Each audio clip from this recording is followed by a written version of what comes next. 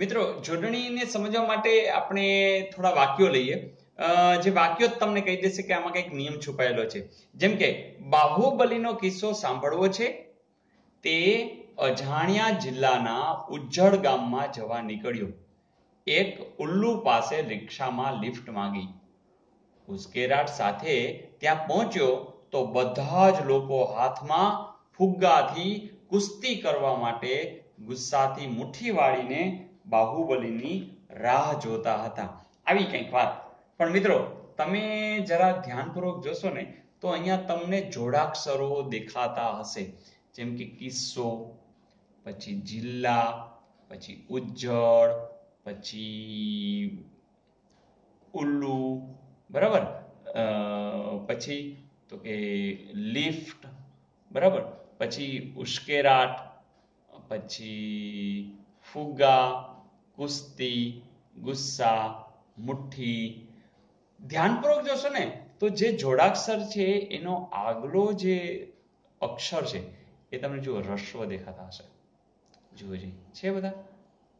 તો આ એક નિયમ આપણે યાદ જ રહી ગયો. એમાં શું છે કે અહીંયા જેટલા જેટલા જોડાક્ષર છે એના આગળના જેટલા છે એ બધા કેવા છે? રસ્વ છે. તો સાવ સીધી વાત કે સામાન્ય રીતે જોડાક્ષરના આગલા જે અક્ષર હશે એ રસ્વ આવશે. ઓકે મિત્રો, જોડાક્ષરનું જોયું ને એવું જ આપણે એક અનુસ્વારનું જોઈએ. અનુસ્વારમાં શું થતું હોય છે કે અમુક જ્યારે આપણે બોલીએ ને ત્યાં જ આપણે સમજાઈ જાય કે ભાઈ હું એમ બોલું છું સિંધી. જો હવે અહીંયા તમે સિંધી એમ બોલો છો ને એટલે તમને આવું જ સંભળાય જાય. ન અડધો હોય ને આમ હોય. જો સિંધી એટલે કે આ જોડાક્ષર થયો. અહીંયા જે ઉચ્ચાર છે એ થોડો પ્રભાવી છે. એટલે કે અહીંયા તમે તીવ્ર ઉચ્ચાર કરો છો સિંધી. તો જ્યારે અનુસ્વારમાં તીવ્ર જ્યારે ઉચ્ચાર હશે ત્યારે ફરીથી જેમ જોડાક્ષરમાં થતું તેમ જ કે આ જે આવશે એ રસ્વ આવશે. તો આપણને આવા ઘણા બધા મળશે. જેમ આપણે સિંધી જોયું એમ જિંદગી, હિંડોળો, ભૂંડ, ઉંદર, કુંદન, કુંભાર, ગુંબજ, બરાબર. તો અહીંયા તમને તીવ્ર ઉચ્ચાર છે એટલે કે જેના ઉપર અનુસ્વાર છે એ બધા એ રસ્વ આવશે. પણ દાખલા તરીકે અમુક જગ્યાએ અનુસ્વાર છે હોય ખરો પણ એનો ઉચ્ચાર છે એ કોમળ થતું હોય તો શું કરીએ? મિત્રો અનુસ્વાર જ્યારે કોમળ છે ત્યારે તમને સમજાઈ જાય છે કે જો તમે જ્યારે બોલો છો હિંચકો તો અહીંયા તમને આમ ભાર નથી. હિંચકો કે એવું કાંઈ હિંચકો કે એવું કાંઈ નથી બોલતા. ખાલી હિંચકો બોલી છે. એ જ રીતે વીંટી, ઊંટ, લૂંટારો, ભીંત, પીંછી, રીંછ, રીંગણ, છીંક. આ તમે જુઓ વીંટી એવું કઈ ઉપર એવો કોઈ ભાર નથી આવતો. તો આ દરેક જગ્યાએ એ કોમળ હોવાથી તમે એ જે પહેલો જેના પર અનુસ્વાર છે એ બધા કેવા આવશે? દીર્ઘ. તો મિત્રો ફરીથી જ્યારે ઉચ્ચાર જ્યારે અનુસ્વાર છે તીવ્ર હશે એટલે આપણે ઓલા જોડાક્ષર જેવો નિયમ આવી ગયો એ રસ્વ આવશે. પણ સાવ સિમ્પલ કોમળ જ્યારે એ અનુસ્વાર હશે ત્યારે યાદ રાખશું કે એ દીર્ઘ આવશે. તો હજી તમે જેમ પ્રેક્ટિસ કરશો એમ તમને આ ખ્યાલ આવતો જશે. તો બીજી વાત આપણે અનુસંધાન આપણે કેવી રીતે લીધું તો કે અનુસ્વાર ઉપરથી. તો અનુસ્વારમાં જો તીવ્ર ઉચ્ચાર તો રસ્વ અને જો કોમળ હશે તો દીર્ઘ. બીજી વાત આપણે ઉચ્ચારણના સંદર્ભે પણ જોઈ શકીએ કે જ્યારે જ્યારે ય આવતો હશે એની આગળ જો ઈ આવતો હોય તો એ સામાન્ય રીતે રસ્વ જ આવશે. કે જેમ કે અહીંયા ય આવે છે આગળ ઈ છે એટલે દરિયો, પ્રિય, પછી ઘડિયાળ. તો એ સિવાય કોઈ કહેશે સાથીઓ તો તમે તરત જ કહેશો ય આવે છે ને અને આગળ તો સાથીઓ. તો આવા અનેક ઉદાહરણ તમે ગોતી શકશો. હોશિયાર, અઠવાડિયું તો એ બધા તમને મળી રહેશે. એવો જ એક ઉચ્ચારણની દ્રષ્ટિએ એ પણ છે કે જે છેલ્લો અક્ષર હશે, બરાબર, તો એ જો એમાં છેલ્લે જો તમને ઈ આવતો દેખાશે તો ઈ હંમેશા દીર્ઘ જ હશે. તો આ પણ આપણે ઉદાહરણ યાદ રાખશું. જેમ કે કીડી જો આવ્યું દીર્ઘ, શીશી, દૂધી, ડાળી, પૂંજી. મિત્રો જ છે ને જ એની અંદર જ્યારે આમ હોય ને એને પછી આ રીતે લખાય છે. તો અહીંયા જી છે એ દીર્ઘ છે. તો ફરીથી ત્રીજો જે આપણે વિભાગ જોયો એ છે ઉચ્ચારણાધીન.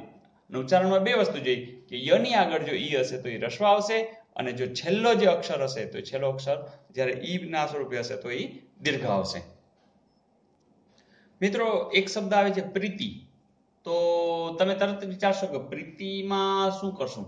તો પ્રીતિ આમ લખશું, નીતિ નીતિ આમ લખશું, રીતિ આમ લખશું, સૃષ્ટિ આમ લખશું.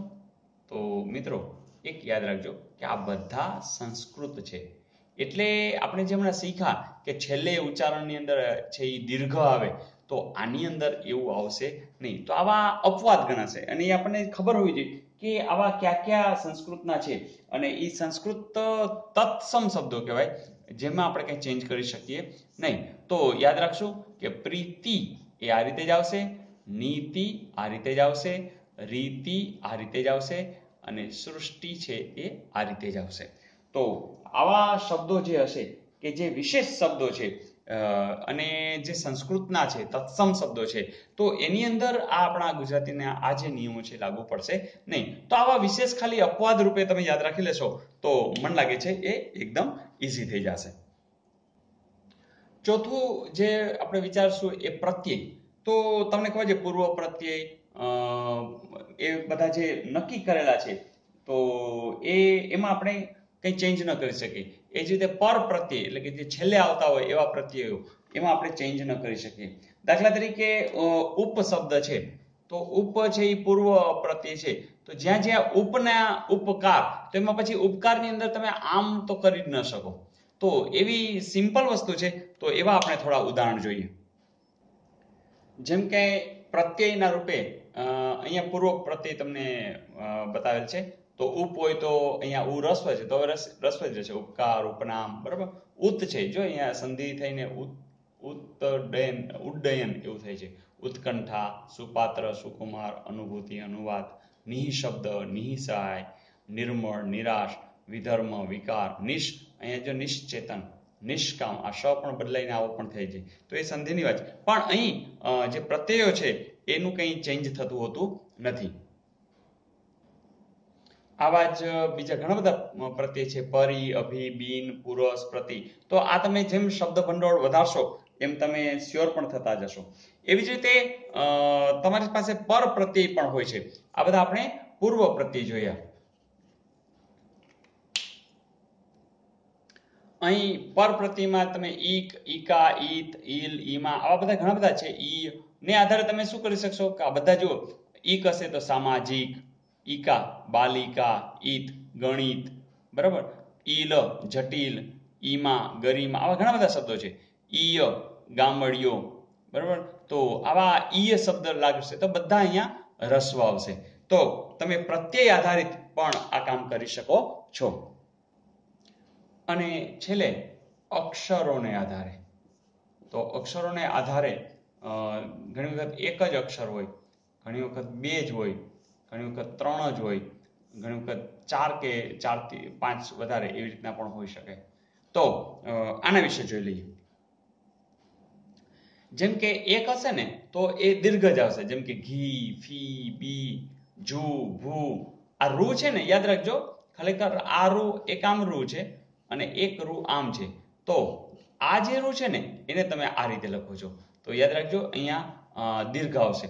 પણ એક યાદ રાખજો, અનુનાસિક એકાક્ષરી હોય ને, એટલે કે જેના ઉપર અનુસ્વાર આવતા હોય, જેમ કે આપણે બોલીએ છીએ હું, તો જો રસ્વ જ કરી છે. પછી તું શું કરે છે, બરાબર, તો તું, આ જે બધા છે ને એ એટલે આપણે યાદ રાખશું, બરાબર, કે આની અંદર આ રીતે આવશે. એ જ રીતે જ્યારે બે અક્ષરના શબ્દો હશે એમાં સામાન્ય રીતે દીર્ઘ આવશે. ગીત, જીત, ફીણ, ઊન, દૂધ. પણ સાથે સાથે આપણે યાદ રાખશું કે કોઈ શબ્દો એવા હશે કે જે તત્સમ હશે, જેમ કે દિલ.